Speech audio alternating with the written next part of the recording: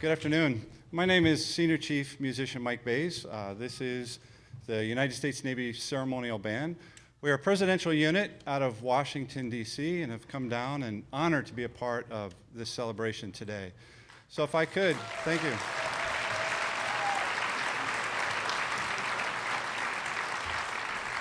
If I could ask you all to stand, please, as we play the anthem.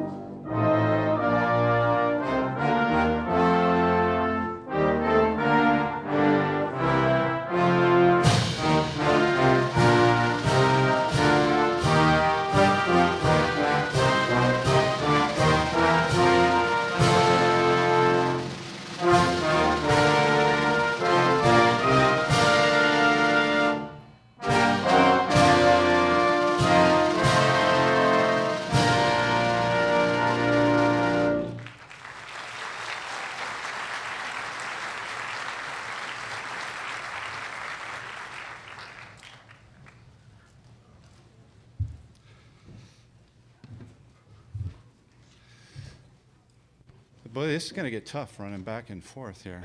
Already I'm tired. Good afternoon. So we in Navy uniform share a commonality with Lieutenant John Kennedy. In fact, Kennedy told the Naval Academy in 1963 that he could think of no more rewarding career than that in the Navy. Much has been written about JFK's Navy career. I think we've all heard the stories of PT-109. His saving his engineer, who was below decks when 109 was rammed, and he personally helped swim him to safety 2.5 miles the old swim team, Harvard swim team swimmer. That's amazing when you think about it. 2.5 miles in open ocean. I don't know if anybody swam in any open ocean, but that's tough. He also then swam a half mile out into the channel once they found safety to try to flag down one of the PT boats that he knew would be traveling through there on their torpedo missions of the Tokyo Express. We know those stories, and they should be told time and time again. And while these are important aspects of Navy history, we're here today to do a few different things. The first is to perform the marches that you've heard and still hear on the lawn of the White House during the Easter Monday egg rolls, which just happened not long ago. The garden tours, which the band participated in not long ago, and state arrival ceremonies. The second is to discuss Kennedy's use of music as a soft diplomatic tool to win hearts and minds of those in America and abroad. And the last thing we hope to do is honor the memory of our fallen shipmates and pay tribute to their service during this Memorial Day. We now honor all those who have served and who are currently serving our armed forces with this next march.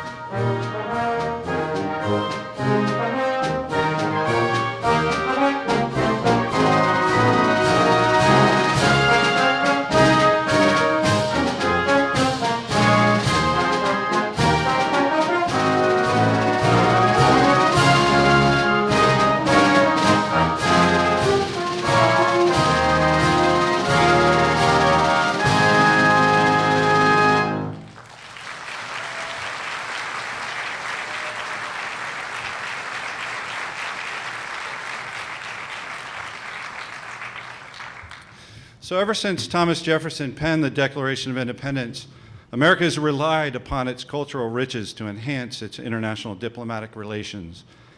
As Navy musicians, we see firsthand the power that music can bring to diplomacy.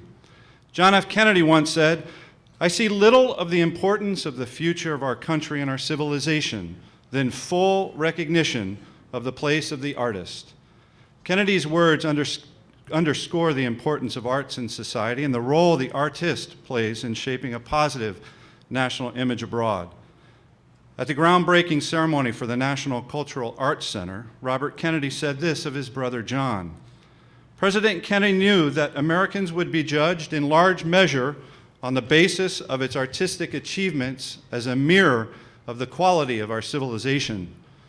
Quoting St. Francis, he further said, "A single sunbeam is enough to drive away many shadows." During the Kennedy administration, there were many shadows that plagued the world, including the Cold War. To the President and a nation, the arts would serve as a sunbeam of hope with the potential to bring goodwill in a time of uncertainty. President Kennedy well understood the power of culture, and he used this power on many occasions as a soft diplomatic tool. A 2004 State Department study suggested that the spreading of our culture abroad was equal to, and sometimes greater than, the guns of the field in winning the hearts and minds of a people. President Kennedy knew this, and he used tools like the Navy Band to help spread American culture abroad. In so doing, he helped establish a foundation that would ultimately lead to victory in the Cold War.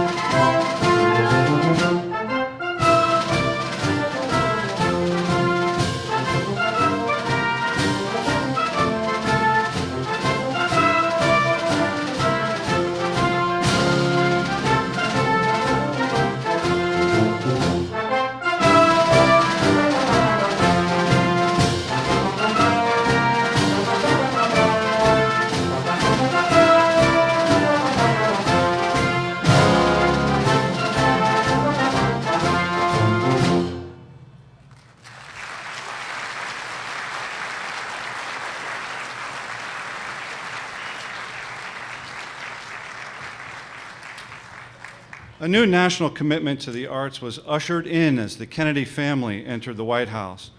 With Jacqueline Kennedy's passion for the arts and John Kennedy's deep respect for the artists, the first family was in a position to effect real change.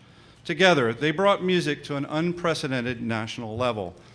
One example of President Kennedy's commitment to the arts could be seen during the very first days of his presidency, when over 150 artists attended his inaugural celebrations. Two inaugural events actually took place the night before his swearing-in ceremony. Frank Sinatra produced and hosted one event that featured such great artists as Sidney Poitier, Laurence Olivier, Nat King Cole, Louis Prima, Harry Belafonte, Gene Kelly, Betty Davis, Ella Fitzgerald, and the list goes on and on and on. During the other pre-inaugural celebration, the National Symphony Orchestra performed a premiere of Leonard Bernstein's Fanfare to JFK. Included on that very special program was a performance of George Gershwin's Rhapsody in Blue by world-renowned concert pianist and Navy Band musician Earl Wild. A Grammy Award-winning pianist and child prodigy, Mr. Wild began his professional career at the young age of 14 when he was hired to perform as a pianist with the Pittsburgh Symphony Orchestra. With the outbreak of World War II, Mr. Wild joined the Navy Band in Washington, D.C., where he served as concert pianist, and Brittany, the flute player, will love this, fourth flutist.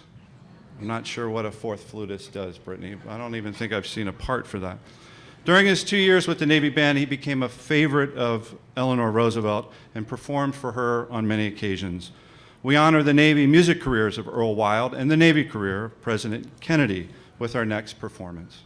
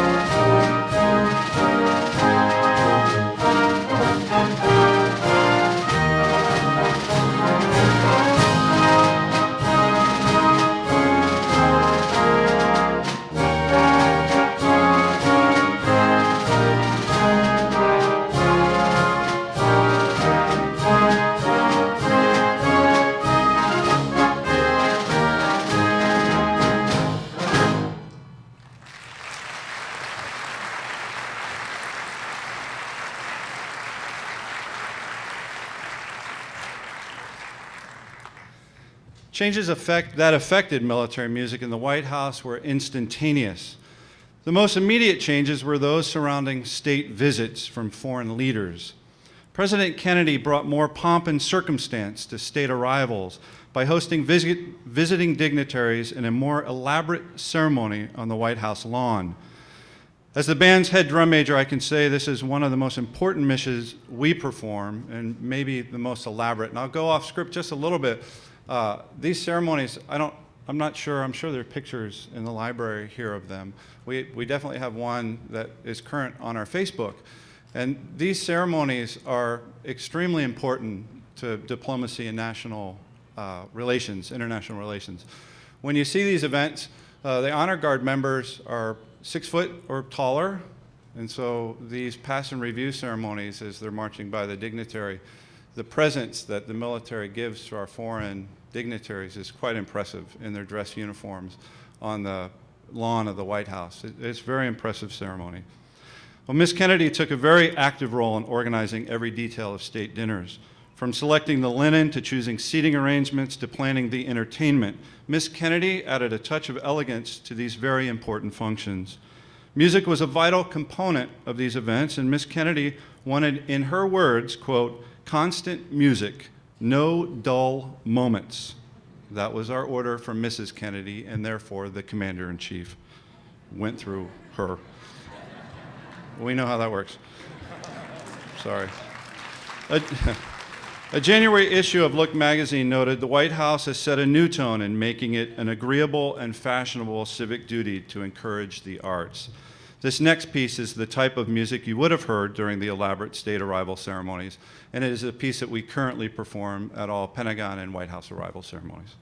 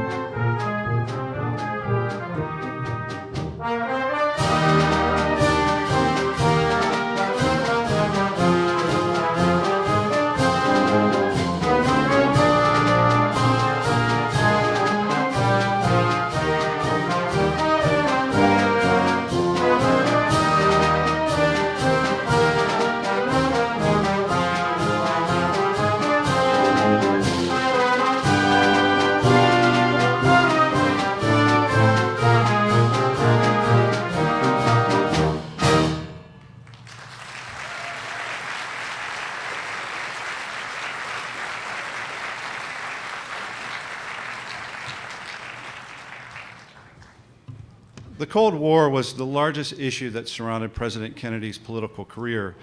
In his first months as president, he met with Soviet Premier Nikita Khrushchev in Vienna, Austria. In a strong response to a war threat made by Khrushchev, Kennedy stated this: "Then, Mr. Chairman, there will be a war. It will be a long, cold winter."